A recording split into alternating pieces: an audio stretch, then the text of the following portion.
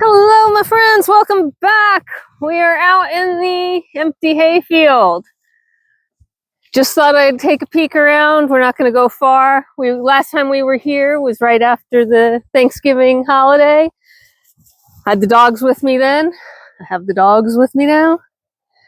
And it's just a really good time for them to use this open space to run around, smell, sniff.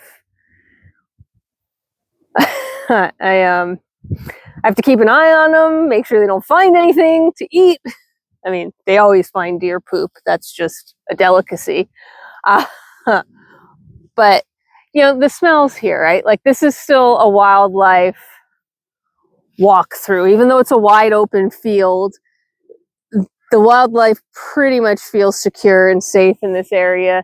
This is the back place where they tend to retreat for the winter. The foxes, the other small mammals. And then the deer, of course, are bedded down all around here in the woods, in the high grass, in these dry grasses like this. You know, this area, they bed down there all the time. They'll bed down through the high grasses here. So it's a nice place for them to have their own space. And because of that, the dogs can come out here and exercise their brains and their noses and sniff and smell and hopefully not roll in anything.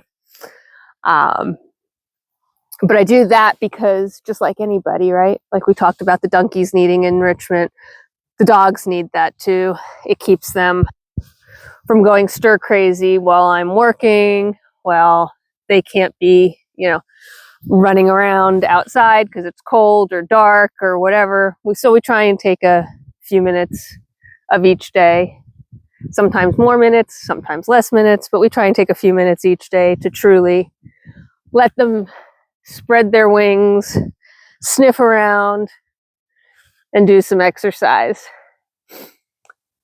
And that's exactly what they're doing, is they're really just exploring and figuring out, probably better than I would, what walked through last night, what might have, peed, pooped, etc.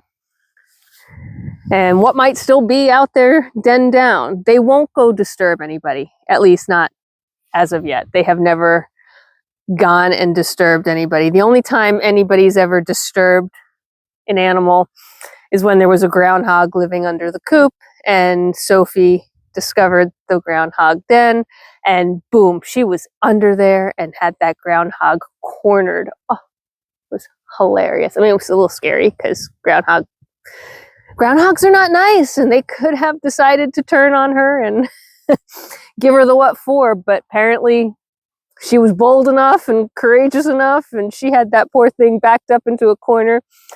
The unfortunate part is she backed him into a corner where he couldn't fit out on that side, so we could see his fur smashed up against the underside of the coop, but wasn't big enough for him to back out of. We'll zoom in a little on what they're up to.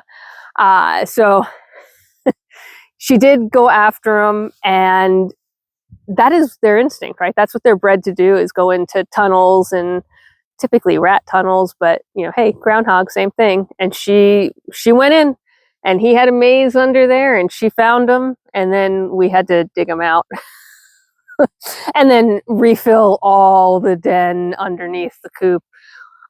So that was fun, but it was done, and it hasn't happened again since. And she periodically checks. She doesn't forget. She knows that if something used to live there, she does not forget, and she periodically checks it and tests it. She sticks her nose in spaces to see if there's any tunnels. She's very funny about that. So she has come in handy as a farm dog more than once, helping us with stuff that's, decided to burrow or tunnel. I've lost sight of Tonka, which is probably a problem, so I'm going to have to cut this somewhat short and call him back, because he's apparently found, oh, there he is. Never mind, he's come back. Good. All right. Well, I am going to cut it short anyway, because I think That's about as exciting as an empty hayfield gets with 3 dogs running through it. Hugo, on the other hand, is sitting impatiently waiting by the barn. I think he's given up on the exercise situation. So I hope you're all having a fabulous day. I hope you've got blue skies as beautiful as these. Take care of yourselves, take care of each other, be kind, and I'll see you at the next one. Bye for now.